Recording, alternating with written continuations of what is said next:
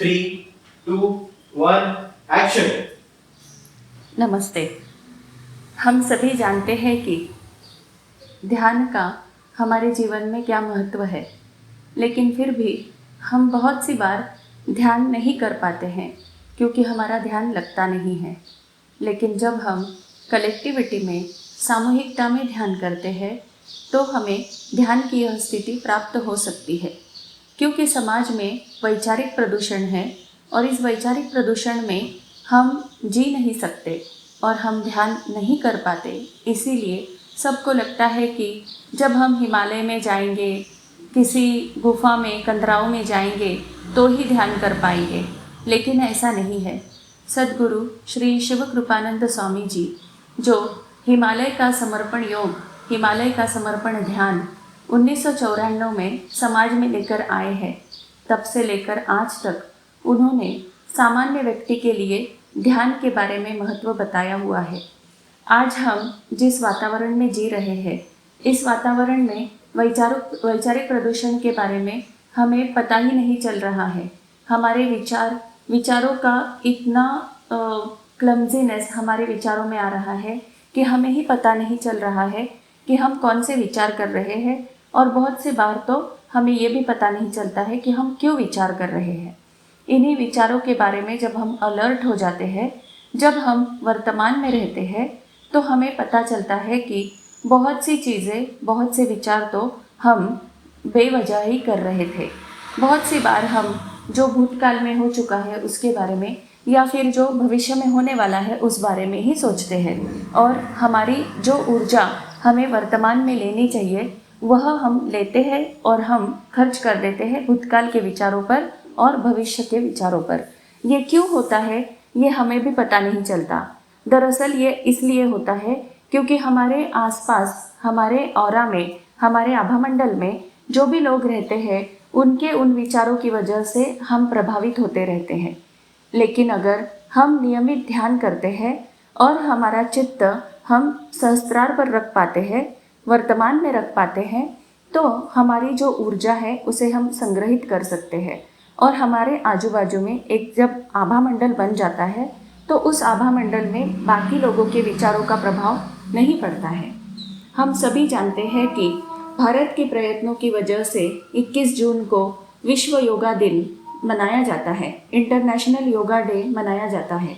लेकिन हम सभी भारतीय होने के नाते क्या हमें यह पता है कि हमें दुनिया को योग के बारे में जानकारी देनी है।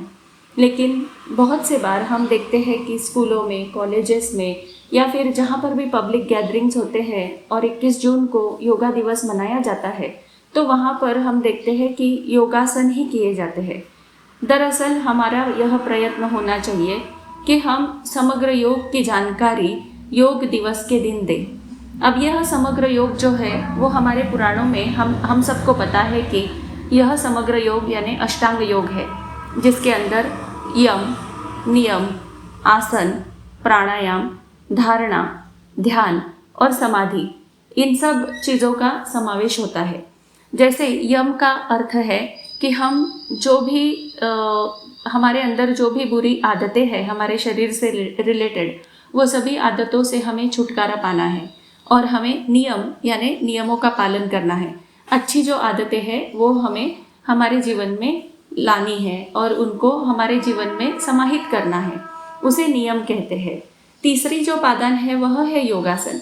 योगासन का अर्थ है जिस मुद्रा में, जिस आसन में हम शांति से बैठकर आधे घंटे से ज़्यादा तक बैठकर ध्यान कर सके, जिसे हम स्थिर सुखासन ऐसा भी कहते हैं। पतंजलि के योग सूत्र में जो योग बताया गया है, योगासन बताए गए हैं, वो योगासन नहीं है, वह दरअसल स्थिर सुखासन ही है। स्थिर सुखासन का मतलब ये कि ऐसा आसन जिसमें बैठकर आप आधे घंटे से ज़्यादा ध्यान कर सको। लेकिन उसके बाद में योगासन यानी शरीर से एक्सरसाइज करना, ये सब उसमें अंतर्भूत हो गया।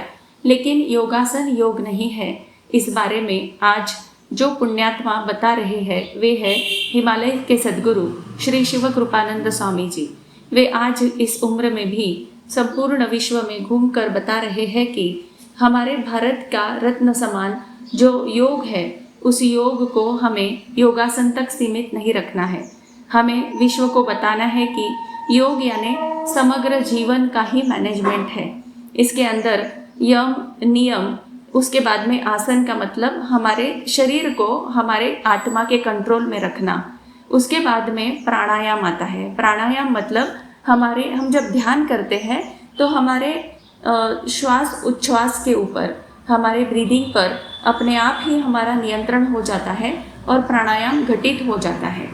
प्राणायाम के बाद में प्रत्याहार आता है। प्रत्याहार का मतलब है कि जो भी बुरी आदतें हैं, जो हमारे ऊपर आए हुए जन्मों के बुरे संस्कार हैं, उन संस्कारों को छोड़ना, उसका मतलब है प्रत्याहार। प्रत्याहार के बाद में आता है धारणा। धारणा मतलब हमें जिस भी भगवान को हम मानते हैं या फिर गुरुदेव को हम मानते हैं, उन गुरुदेव के ऊपर चित्त एकाग्र करके हमारे अंदर भीतर जाने की हम कोशिश करते हैं, उसे धारणा कहते हैं। धारणा के बाद में आते हैं ध्यान।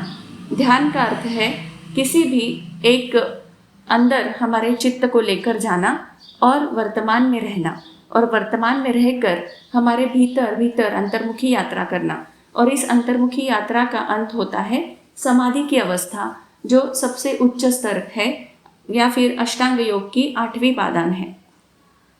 समाधि का जब अनुभव होता है तब हमें यही भी पता नहीं रहता है कि हम स्त्री है या पुरुष है, हम कौन से वक्त ध्यान के लिए बैठे थे, और जब हम ध्यान से बाहर आते हैं तो हमें समय का भी पता नहीं चलता है। इस अवस्था में हम समाधि में जाते हैं। बहुत से सद्गुरु जो है वे समाधि अवस्था मतलब देहातीत अवस्था में बहुत से सद्गुरु रहते हैं। सद्गुरु श्री शिव कृपानंद स्वामी जी भी ऐसे ही एक सद्गुरु है जो हमेशा इस ध्यान की स्थिति में ही रहते हैं। भले ही वे साधकों से बातें करते हैं, भले ही बहुत से कार्य उनके हाथ से घटित होते रहते हैं, लेकिन वह 24 घंटे इस स्थिति में रहते हैं, ध्यान की स्थिति में रहते हैं। और वो कहते हैं कि अगर समाज में रहकर वे यह स्थिति बना सके तो एक सामान्य व्यक्ति क्यों नहीं बना सकता। उनके द्वारा लिखे गए जो ग्रंथ है उसमें है हिमालय का समर्पण योग। यह हिमालय का समर्पण योग ग्रंथ उन्होंने उनकी हिमालय की यात्रा के बारे में लिखा हुआ है। इस ग्रंथ के 6 भाग हैं। हिमालय का समर्पण योग 1 से लेकर हिमालय का समर्पण योग ग्रंथ क्रमांक 6। इन 6 भागों में परम पूज्य श्री शिव कृपानंद स्वामी जी ने उनकी हिमालय की यात्रा में उनकी मुलाकात किन गुरुओं के साथ हुई, उन्हें उन गुरुओं से कौन सा ज्ञान प्राप्त हुआ, इन ग्रंथों में हमें जानने को मिलता है कि गुरुदेव ने हिमालय की कंदराओं में अलग अलग जगहों पर जाकर इस ज्ञान को कैसे ग्रहण किया।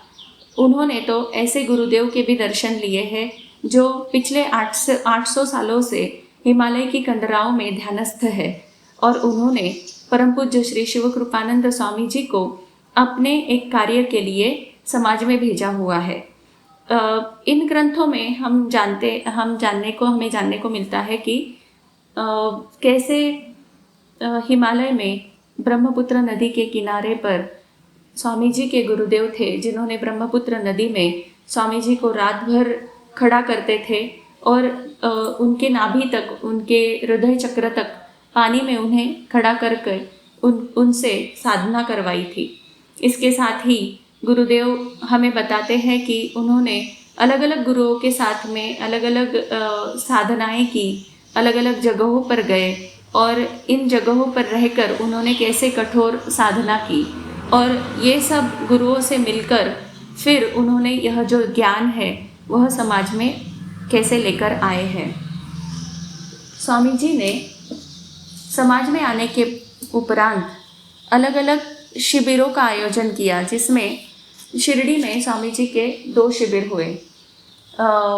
शिरडी मोक्ष का द्वार है, यह ग्रंथ जो है वह उन्हीं स्वामी जी के प्रवचनों का संकलन है, जिसके अंदर जब स्वामी जी 2018 में, 2013 में और 2018 में 2 बार शिरडी में महाद्वार शिविर हुए हैं। इन महाध्यान शिविरों में स्वामी जी ने जो प्रवचन दिए, उन प्रवचनों का संकलन शिरडी मोक्ष का द्वार है इस किताब में हुआ है।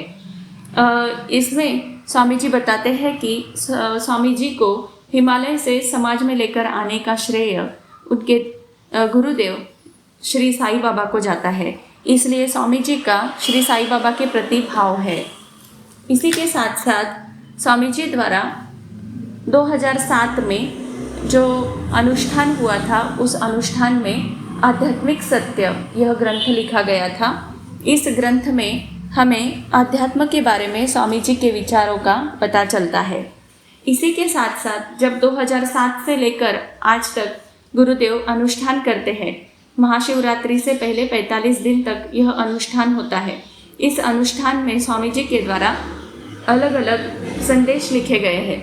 उन्हें इन गहन ध्यान अनुष्ठान की पुस्तिकाओं में संकलित किया गया है। आज तक गुरुदेव ने जिन प्रवचनों को लिखा हुआ है, जिन लेखों को लिखा हुआ है, वे सब लेख इन गहन ध्यान अनुष्ठान के पुस्तकों में पब्लिश हुए हैं।